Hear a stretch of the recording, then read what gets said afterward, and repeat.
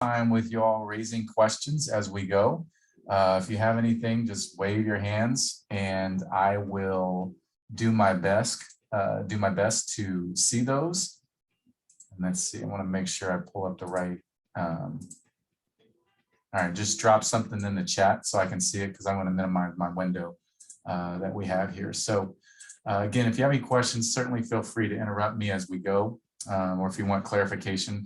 But how many of you all know about the Negro Leagues? Because that kind of gauges where I start the story. All right, so Kylie, you are, would you say you're well informed? I'd say mildly. Mildly, okay. Whitney, mildly? Okay, Ketty? Just a little bit.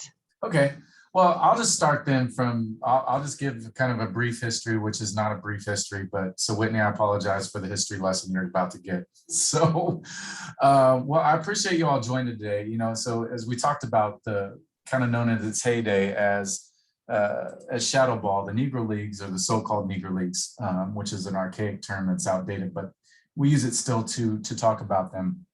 But it reflects a spirit of agency and resilience in an era of Jim Crow and extreme segregation. So this is the 101st year of it. It just got recognized as a major league by Major League Baseball. And so it is now raised up the ladder. So all the players who played in the Negro Leagues are now considered professional baseball players at the highest level. So they are contributing to the Major League statistics. We're gonna see a rewriting of the record books. They're in the process. It changes almost every day, but it's obviously down the road a little bit in Kansas City, but it's important to acknowledge rich history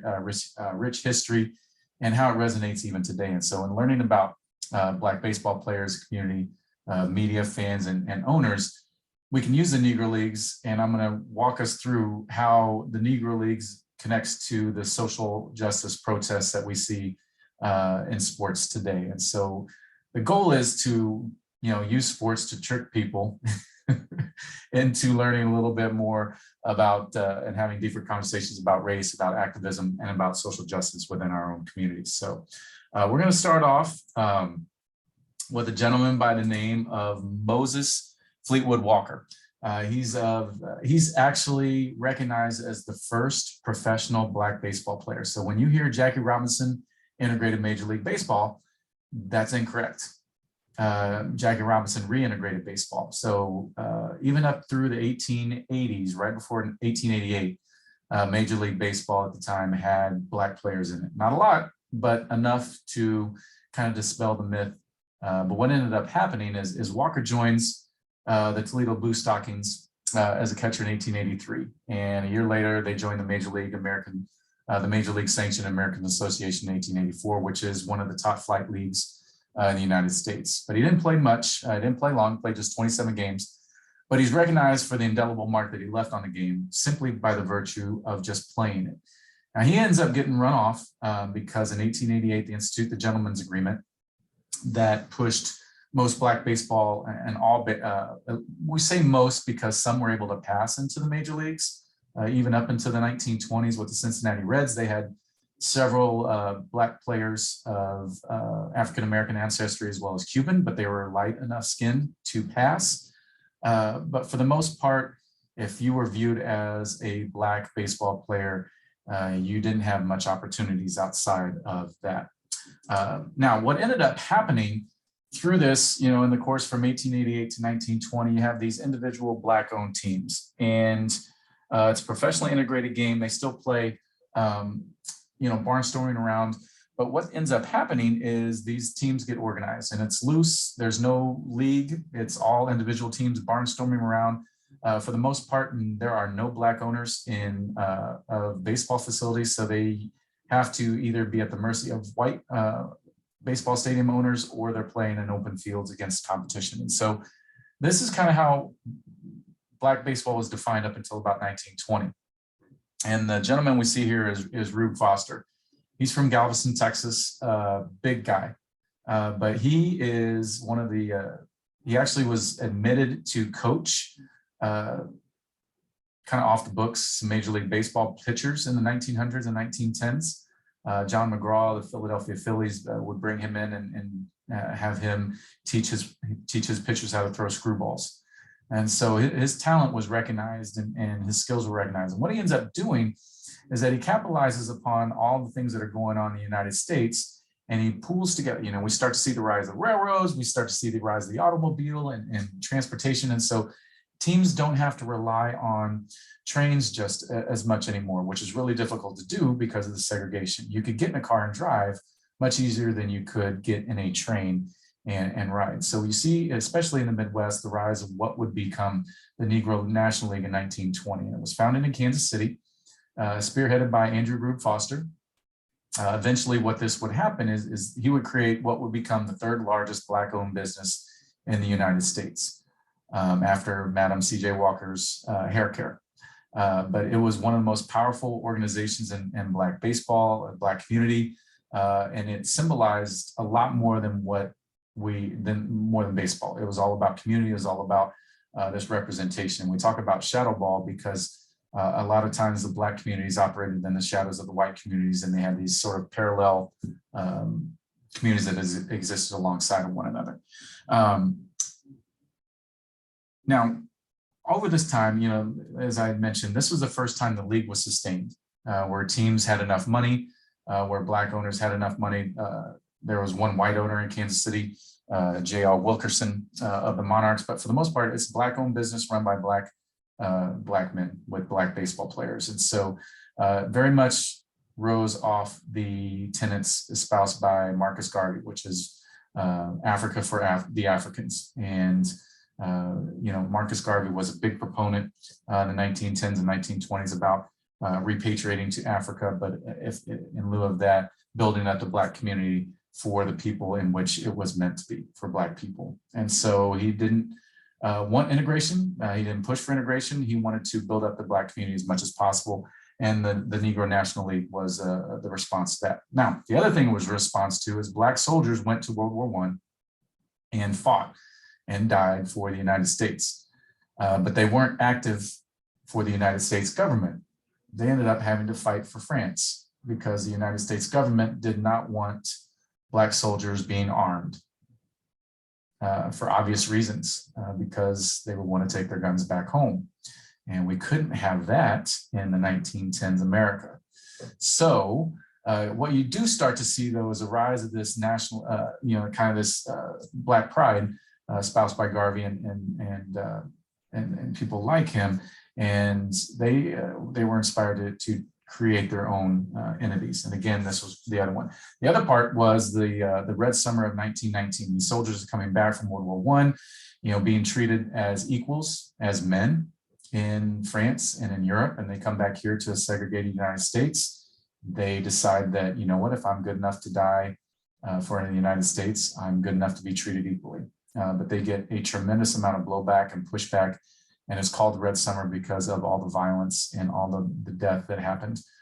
East St. Louis, and St. Louis had a race riot of over 100, but all across the United States, race riots took place during the summer of 1919. And so it's interesting to see 100 years later what was going on in 2019. A lot of parallels, like the pandemic with the Spanish flu in 1919, and then we have obviously the coronavirus here in 2019. And so a lot of parallels happening there. But what we see here, with Rube Foster is he kind of touches base a little bit on this quote by W.B. Du Bois, which talks about being Black. It's a peculiar sensation, this double consciousness. One ever feels his two-ness, an American, a Negro, two souls, two thoughts, two unreconciled strivings, two warring ideals, and one dark body whose dogged strength alone keeps it from being torn asunder. And that was a quote that kind of defined Rube Foster and his mentality when it came to this, is that we are Black and we are American and we can't be equal, but we're going to do whatever we can to create our own institutions, our own organizations. And he does this, and he does it well. And it's through the 1920s, it is running well. And then he comes down with mental illness and is unable to keep the league going. It folds, but it gets reincarnated a few years later in the 1930s on the eastern side of the United States. So Pittsburgh, Washington, D.C. kind of pick up. Kansas City still 6 in there, but you see St. Louis Stars jumping in. A lot of obviously Chicago's in there as well, but you see the reincarnation of the Negro National League in the 1930s. And so they go through the Depression. You see the rise of Josh Gibson, of Satchel Paige. Jack Robinson hops on the train in the late 1930s. But again, they get to the All-Star game and they hold their All-Star game in Chicago because it's kind of the hub of Black United States. And you have the Great Migration going on at the same time. And you reach this critical mass all of a sudden where there's enough Black population in these cities to sustain these teams, these leagues. And so you really see in the 1930s and early 1940s, the heyday of what we know to be the Negro Leagues. And they're competing, they're barnstorming against white professional teams and more than holding their own. And these stars are, chomping at the bit to get their chance because they've been able to prove themselves on the field against white competition, but they are still being barred from playing through this unwritten, unspoken gentleman's agreement that prevents Black baseball players from playing in the professional leagues. What ends up happening at that point is we get into the Great Depression. We get into what would be, if I can get that to move over, we get into what we see here is another reincarnation of World War II and Black soldiers. And Black soldiers here, the United States Army still is not integrated. But we start to see Black soldiers coming to the forefront. And so this is tied to America's tradition of racial segregation, is this constant need of Black men to validate themselves publicly in an effort to claim their citizenship, their manhood, and masculinity. And within the context of the game of baseball, its rituals, its evolving traditions, this complex nature of race in America is revealed in terms closely connected to the athletic performances of some of the game's greatest players. And this is what I'm talking about: Josh Gibson, Satchel Paige, all these Black baseball players that eventually would find their way into the major leagues. Now, one of my mentors, Dr. Pelham McDaniels from Emory, shared with me in one of his books, in demonstrating their athletic abilities publicly in an attempt to erase the lie perpetuated against them, Black men pushed back against white supremacy. In drawing attention to their creativity and their athletic ability, Black athletes define themselves as unique expressions of dissent. And this is where it ties into just by playing the game of baseball was their way of having social protests and social justice by saying, I am equal to anyone else who plays this game, white, Black, or otherwise. And if I can be equal on the fields of play, if I can be equal on the fields of war, I can be equal outside of those arenas in the public sphere of things as well. And you start to see this nascent grassroots organization. It's partnered a little bit with communism and labor, especially in New York, around labor laws, which then starts to get the Brooklyn Dodgers and starting to get the idea that, you know what, we need to integrate before everyone else. And they have an opportunity there in New York. They integrate, they bring Jackie Robinson on, Sam Lacey, a big proponent with the Black media. He presents his proposal of baseball's integration. They have the formation of this integration committee consisting of the Brooklyn Dodgers president, which is Branch Rickey, Yankees general manager Larry McPhail, Sam Lacey himself, and then Philadelphia magistrate Joseph Rainey. And so for the first time in a very long time, if not ever, Major League Baseball is responding to outside pressure. There's people picketing. There are picket by African Americans and the communists on opening day at Yankee Stadium. Not only just labor, but saying where protesters are carrying signs that say, if we're able to stop bullets, why can't we stop baseballs in the field as well? And so that's what that image is from, with Ernest Spoon Carter, the Homestead Grays. He was on the cover of a magazine proposing that if we're good enough to die, we're good enough to play baseball. And so this is what gives rise to Jackie Robinson and the Brooklyn Dodgers. And when he jumps in the scene, it changes everything. It literally changes the game overnight, but it changes it on the field. We see integration, but we don't see integration outside of the lines. We don't see an integration of coaching staffs. You don't see an integration of ownership. All you see is an integration on the field. You still have segregated stands. You still have segregation on the road, on travel. You still have quotas on teams where they would only have even numbers of Black athletes so they could room together, because you would not put a Black man and a white man in the same hotel room, especially with a significant number of Major League Baseball players coming from the South. And so it wasn't culturally acceptable. And so for the first 3 years of Robinson's career, he had a muzzle put on him where he couldn't speak out, couldn't lash out, couldn't retaliate. And this is the Jackie Robinson that we tend to idealize and celebrate today. This is the one we would like to remember, much as we've done with Martin Luther King as well. We have this idealized, sanitized, whitewashed version without realizing the context of everything else that they embodied. And so Jackie Robinson, after 3 years, starts speaking out.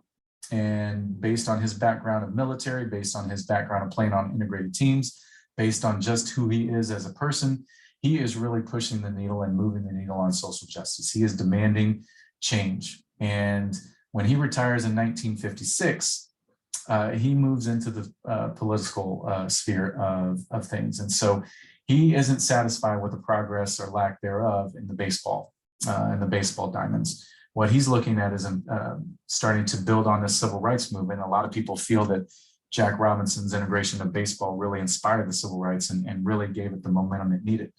But he builds on that. And he's not satisfied with opening the doors for people like Willie Mays and Hank Aaron, and even Althea Gibson, who won the US Open, first female Black athlete to win that.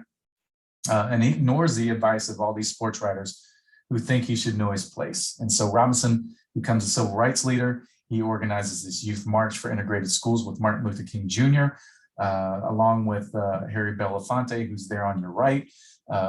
He hopes to secure these 1,000 students, Black and white, to march on the Lincoln Memorial in 1958. He ends up getting 10,000. And he is pushing for social change. He is writing letters to Richard Nixon, to Lyndon Johnson, to JFK, to Robert Kennedy. He is a Black Republican, but he feels that Democrats are not strong enough on integration. They talk a good game, but they don't enact it. And so he is pushing with Hubert Humphrey to try to really integrate at a different level, but he ends up shifting his political allegiances, ends up becoming Democratic through the 60s and pushes for change. And what he ends up inspiring is a gentleman by the name of Bill Russell. And Bill Russell and Jackie Robinson have this connection that lasts throughout Jack Robinson's life. And in fact, Bill Russell actually serves as a pallbearer for Robinson's funeral in the 70s. Now, Bill Russell is considered to be the Jackie Robinson of professional basketball. Now, no one can fully compare to Robinson's achievement as the first man to break the color barrier of baseball, but he ends up paving the way for people like Russell and other Black athletes who followed. But because there's not a first associated with Russell, he wasn't the first Black basketball player in the NBA. His influence is really underrated. Now, we all have heard of, have we heard of Texas Western and being the starting all-Black five in the 1950s? It was Glory Road. It was a Disney movie. That tends to be the singular moment where we saw significant change in college basketball. But Bill Russell actually initiated change in the 1950s. He won back-to-back national championships with the San Francisco Dons. And what ends up happening is never before has a Black basketball player led his team to a national championship. Never before had anyone played like Bill Russell. He predates even Wilt Chamberlain with KU. Sorry for mentioning KU. I'm not a fan of that. Sorry, I apologize. Are we recording? So it's a lowercase KU on my typeface, by the way. So, when you get into that, he starts at the two Black players at a time. And so most major college programs don't really do this. So he's got a predominantly Black starting lineup. But again, this was the 1950s. So 10 years before, even before Brown, right out on the heels of Brown versus Board of Education. And he's the first player that takes this NBA game from a horizontal game, a linear game, to a vertical game. He's able to apply that so-called Black aesthetic to the game. He brings a different, unique perspective that really changes the game, revolutionizes it. And so the image here is Bill Russell in Lexington, Kentucky, and he's explaining his perspective regarding social injustice and Jim Crow in the South. And what had happened is that while he was in Lexington, Kentucky for an exhibition game in the 1961 season, Bill Russell and his other Black teammates were refused service at a restaurant in Lexington, Kentucky. So they say, we're boycotting the game. It's a groundbreaking statement at the time when Blacks are still not expected to complain publicly about discrimination. What ends up happening is Russell becomes this outspoken advocate for integration. After the 1963 assassination of Medgar Evers in Jackson, Mississippi, he flies down to Jackson and conducts integrated basketball camps. He puts his money where his mouth is. He puts his own skin in the game, literally, and he combats it head on. And so as we talk about this, being this Black athlete, he's really the first outside of Jackie Robinson to really carry this mantle of integration and social justice. What he ends up doing is meeting a group of men. You see Bill Russell over here on the left. He's sitting right next to Muhammad Ali, Jim Brown, and Lou Alcindor, who becomes Kareem Abdul-Jabbar. And this is 1967. And what ends up happening in June of 1967, some of the greatest Black athletes, all men at this time, they gather in this office in Cleveland. And several of these men in Cleveland are military veterans, and they're there really to talk to Muhammad Ali, who has just changed his name from Cassius Clay. Muhammad Ali has been stripped of his title because he is a conscientious objector to the Vietnam War. He's facing charges of draft dodging. There's literally a court case pending, Cassius Clay versus the United States. But Ali needs support. He can't be on this island. And so ever since he changed his name from Clay to Muhammad Ali, he had joined the Nation of Islam. He'd refused to join the military, become one of the most reviled men in the nation, hated almost as much by Black Americans as well as white Americans. And so these Black athletes were coming to Cleveland and it held significance. And so they were admired other Black athletes as well. And they were military veterans. They didn't believe in the Nation of Islam and Elijah Muhammad's separatist ideology. They thought it was racist as well. And if it was followed through, that would lead to a sort of American apartheid that looks similar to South Africa. And they're intent on changing Ali. They're trying to reel him back in to the fold. And they realize pretty quickly, though, that they're not going to change Ali's mind. And so what ends up happening is they also are there to generate some economic power as well. And what ends up happening is they fail on both counts. They're not able to generate any sort of economic wealth coming from this meeting. They're definitely not able to change Ali's mind. But what ends up happening, and they could have just walked away, but what ends up happening is that they use their collective power to step up and support Ali. They end up sacrificing their own popularity to stand up for religious freedom, even though they didn't share the same religion. And they wanted to stand up to a government that seemed to be singling Ali out for punishment because he was Black and because he was outspoken. And Bill Russell says of Ali, quote, "He has something I have never been able to attain and something very few people I know possess. He has an absolute and sincere faith. I'm not worried about Muhammad Ali. He is better equipped than anyone I know to withstand the trials in store for him. What I'm worried about is the rest of us." And so what we see here is twofold. It reflects a general fear of Black athletes in that they did not wield significant power as individuals yet. However, the solidarity displayed by these men hinted at the power of unity for the next generation of athletes. And the next generation of athletes was on the scene pretty quickly. A year later, 1968, it's a turning point for a number of reasons. Martin Luther King, Robert Kennedy have been assassinated, civil unrest, Vietnam War protests, higher education is under attack, violent police, the violence police unleashed on protesters, notably at the 1968 Democratic National Convention, makes international headlines. And so what ends up happening is John Carlos and Tommy Smith out of San Jose State, out in California, they team up with Harry Edwards, they start demanding things like Muhammad Ali's, they're on the track team, the United States track team, they are recognized as the top athletes on the track team. And them along with several other Black athletes are protesting. And they demand things like the restoration of Muhammad Ali's boxing title because of him simply being a conscientious objector in Vietnam. They're demanding that Black coaches be added to the United States Olympic team. They're demanding that Black members be added to the International Olympic Committee. And they're threatening a boycott of the 1968 Olympics. Now, since 1936, America has relied heavily upon Black athletes to do well on the national stage of the Olympics. And so this was a significant impact upon America's ability to win gold medals. And at the height of the Cold War, at the height of all of these things, America liked to present itself as this last bastion and keeping the world safe for democracy. But yet, hypocrisy lay just below the surface. And so without these Black athletes and protesting and all the things going on, the United States caves on a couple of things, but not enough. But what ended up happening is the Black athletes decided to end up going to Mexico City. That rather than to protest and boycott, they all agreed to protest individually. And so right after they won gold and bronze in the 200-meter race, what ends up happening is they step onto the podiums and wearing beads and scarves to oppose lynching, black socks with no shoes to highlight poverty. You know, Tommy Smith and John Carlos stand up, and it was a single accessory, this black fist, this black race fist, right as the national anthem's being played, that sparked the uproar. From that moment, these two athletes will be vilified, much at the same level of Muhammad Ali.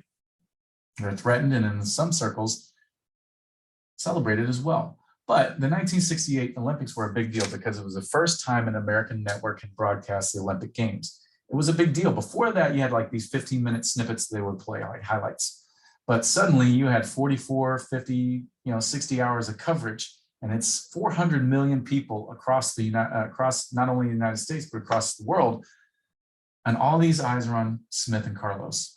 And it's the power of post-World War II media at its height, or starting to get up to its height. And all of a sudden, all of these eyes of the world are on the United States, and it becomes pretty evident that all the issues that we have and all the things that we like to project ourselves are not necessarily true. And so what ends up happening for these peaceful protests, Smith and Carlos are kicked out of the United States Olympic Village. They're suspended from the team. They have death threats. Political statement, it costs them greatly. The vast majority of Americans see them as traitors, as villains, at the very least un-American, unpatriotic. Both experienced major personal challenges. Their marriages fell apart. They had difficulty getting employments for several years. So when you talk about the fear that Bill Russell had, it was embodied in these two men here. Now, right after the 1968 Olympics, the following baseball season, we have a gentleman by the name of Curt Flood, and he's playing for the St. Louis Cardinals, and he's an all-star outfielder, helped them to several world titles in the 1960s. Now, we've all heard of free agency, right, in professional sports. This is all where it starts. For 80 years prior to 1969, there had been in existence what is called the reserve clause. The reserve clause binds a player to his team unless he was traded, sold, or released. A player had that much bargaining power at contract time, other than saying, no, I don't want that offer, which would mean they would have to quit playing. So it's really, there's no power. Even Mickey Mantle, or whoever the best baseball players were at the mercy of whatever the owner wanted to give them. And so in 1969, Flood had dropped a fly ball previously during the World's and cost the Cardinals the World Series, arguably, against the Detroit Tigers. And so they trade him, or they try to trade him to the Philadelphia Phillies. And Flood says, nope, I'm not going. He files an antitrust suit against Major League Baseball, saying that being owned by a baseball team was akin to being a slave 100 years ago. And he takes the case all the way to the Supreme Court, and it doesn't get there till 1972. So he gives up essentially his entire baseball career after that. So what happens is that the trial in New York City before the US Supreme Court in 1972, you have Hank Greenberg, a Jewish player, and Jackie Robinson, the first Black baseball player in the 20th century. No active players come to Floyd's defense, Flood's defense, or even attended the trial for fear of reprisals. So the ruling comes down in 1972. The owners win 5-3-1. And so free agency is kind of there, but what ends up happening is it sparks the change in baseball. And a couple of players later challenge the antitrust exemption in a different format. They win, and we have free agency. Players are able to put themselves on the free market and basically, for lack of a better word, just go out there for the free market and see what's the most money they can get. And it doesn't just stop in baseball. It spills over into basketball, eventually makes its way into football. And so again, he helps gain economic freedom for the next generation of players at his own personal expense. He has to leave the country. He becomes a bartender on a Caribbean island, and doesn't come back to the United States until the late 1970s, and he dies of cancer shortly thereafter. But again, he revolutionizes professional sport by this singular protest. And the only player that came to his defense of color was Jackie Robinson. Now, what we end up seeing is not a lot going on from 1972 to the 1980s. And when we see that probably the most well-recognized Black athlete short of Muhammad Ali in the 20th century is Michael Jordan. And he sets the table for protest or the lack thereof. So what ends up happening is, he is much more concerned with the brand. And sorry, double check and make sure we don't have any questions. It's on 3 different screens here. But he ends up, he makes the infamous statement, Republicans buy shoes. And, this is in reference when black politicians in North Carolina are asking him to come out and support a Black candidate running against Jesse Helms, and ends up saying, nope, I don't want to jump into political waters. Tiger Woods kind of takes the same stance in the late 1990s, early 2000s. And so that's kind of how it goes. They would rather be concerned with a brand than with protest. And that's, again, he sets the table for how Black athletes, or most Black athletes, I will say, went after social protests. Now, his teammate, Craig Hodges, is a 3-point specialist. He helps Michael Jordan win his first NBA championships in 91, 92. He's a social activist. He's Muslim. And in his activism efforts, Hodges most notably wanted to protest Game 1 in the 1991 NBA Finals between Chicago and Los Angeles. It was right after Rodney King had been brutally beaten by LA's police officers, and he goes to Jordan, and he goes to Magic Johnson, who's on the Lakers, and he says, and these two are the biggest stars in the league at the time, and he says, let's do something. And he says, quote, I knew the answer before I went to them. What's funny to me is just how quickly they dismissed it. Both conversations lasted less than 2 minutes.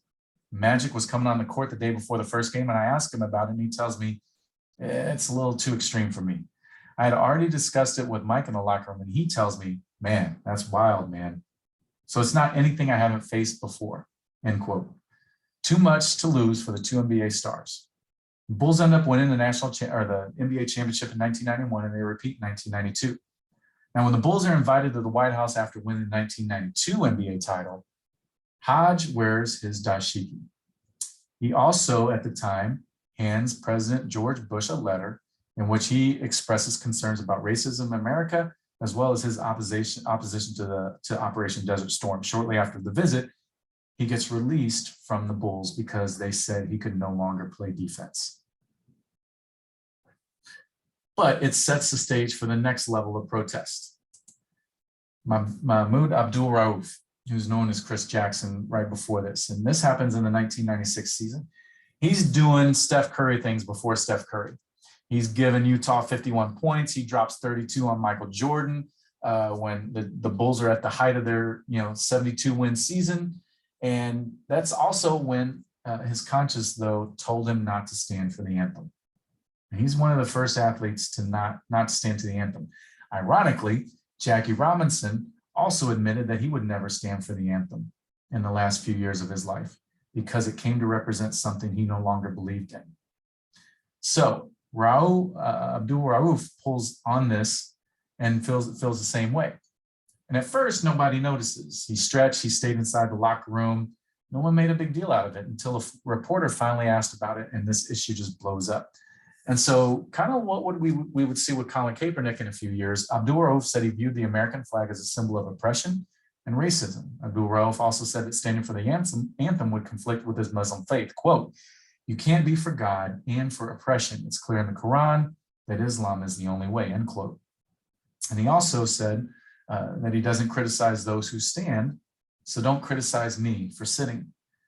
So in March, right after this happens, the NBA suspends Abdul Rauf for 1 game, citing a rule that players must line up in a dignified posture for the anthem.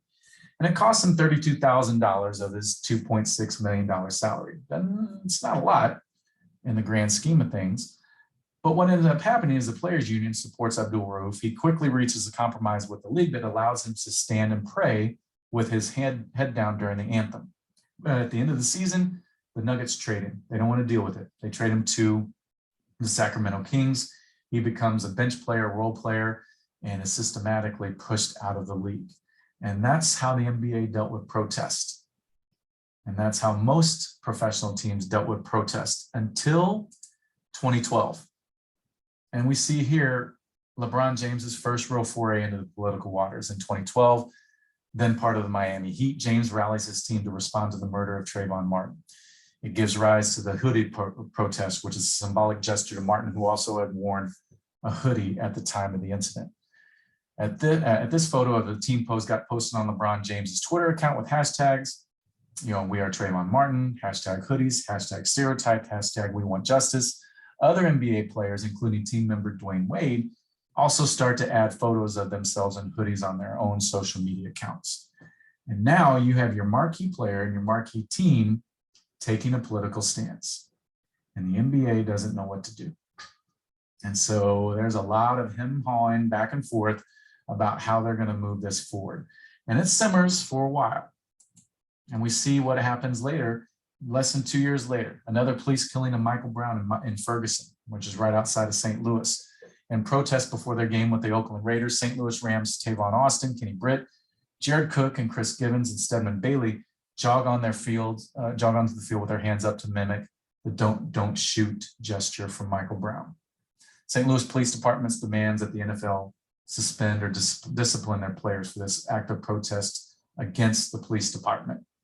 So rather than seeing it as a protest for Black bodies and Black protection, it is viewed as an attack on the systems that existed.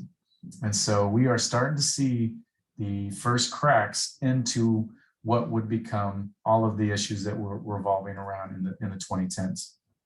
And it didn't take long for the next one. In December of 2014, Cavaliers star James, now back with his hometown team, was among several NBA players wearing "I Can't Breathe" t-shirts before their game on December 8, 2014. And these were in reference to the last words of Eric Garner, who had died in the custody of New York City police officers in July of 2014.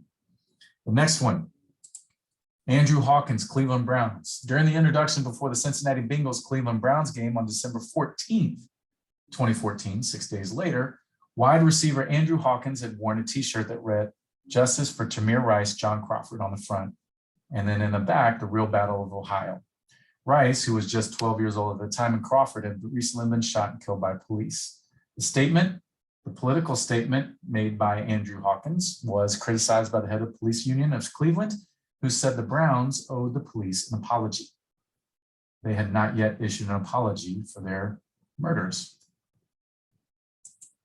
Carmelo Anthony, New York Knicks star, Baltimore resident, wears a Cassius Clay, connecting his protest with Cassius Clay and Muhammad Ali t-shirt as he marched with demonstrators in his hometown of Baltimore on April 30th, 2015, to protest the death of Freddie Gray, who'd suffered fatal spinal injuries while in police custody just 11 days earlier.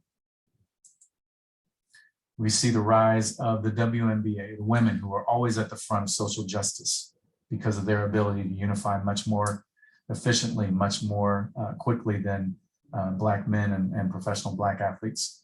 In July 2016, members of Minnesota Lynx, New York Liberty, Phoenix Mercury began wearing Black Lives Matter t-shirts to WNBA games. Police unions take offense.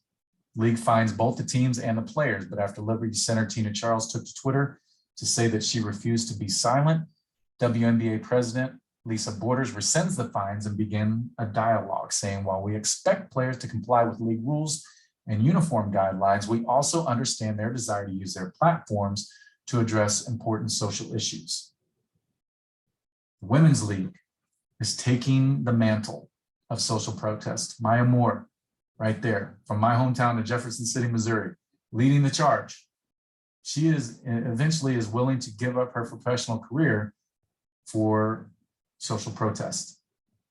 And women are, by and large, leading the social movement protest because of their unique status of being marginalized themselves.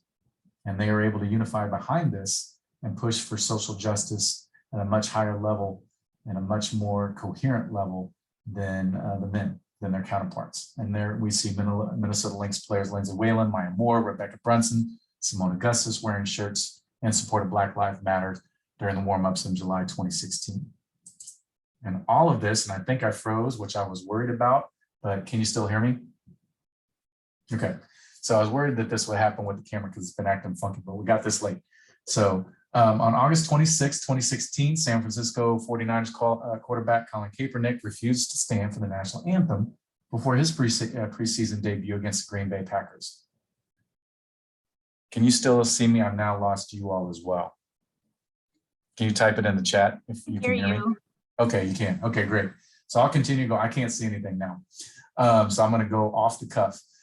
He says that I'm not going to stand up to show pride in a flag for a country that oppresses Black people and people of color. To him, it was bigger than the game of football, and it would be selfish on his part to look the other way. And this is where Mahmoud Abdul Rauf had this to say.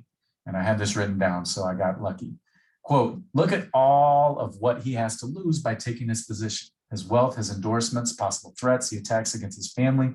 He has a lot to lose. As far as I'm concerned, I think it's more selfless than selfish. He's willing to put all of that on the line because to him, truth is more important than those things. Justice and equality is more important than those things. It's not about the flag. It's about people who are unpatriotic. They're not disloyal. They're not against our military. And in many facts, in fact, many of these guys in the military have military people in their family. What they're trying to do is exercise their right to bring attention to something that needs to get fixed. This misrepresentation of who they are, who they were, and what they're doing is really the thing that starts to chip away at the professional leagues. Because we start to see a thawing of these things and allows for these voices of these Black athletes to be heard and a dialogue to be encouraged. But it all traces back to the spirit of the Negro Leagues. These men from the Negro Leagues, the women of the Negro Leagues, we had women Black owners, we had women who played in the Negro Leagues in the late 1940s and early 1950s. It was a start of something. And with the integration of baseball, really kicked off and provided the momentum into the civil rights movement, which gave rise to all the protests of the 60s, leading into the protests of the 70s, and served as kind of inspiration for the grassroots protests we see in the 2010s, and well, that's lasted into the 2020s. So that's the direct line that I made. So I can't see any of you all. If you have any questions, put that in the chat, or you can just ask me. But again, I'm going to open up the floor for any questions you all may have.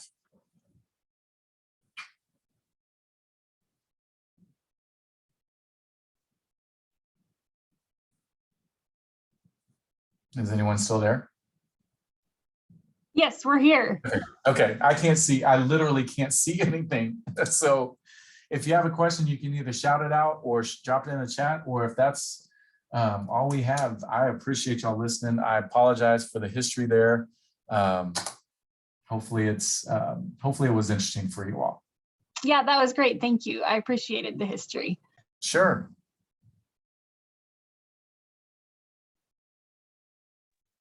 I really, really enjoyed that. Thank you so much. Thank you. And who is that, Ketty or Kylie? That was Kylie. Kylie. All right, great. Thank you. No, Well, that's a fantastic presentation. Thanks, James. Thank you. All right. Well, again, if you have any other questions, let me know. This is my passion and my interests. I don't get to talk about sports in an academic setting very often, but when I do, I usually enjoy it. All right. Well, take care. I'm going to end the show. If you have any questions, though, drop me a line, email. But again, thank you so much for joining us today. Take care. Bye. Bye-bye.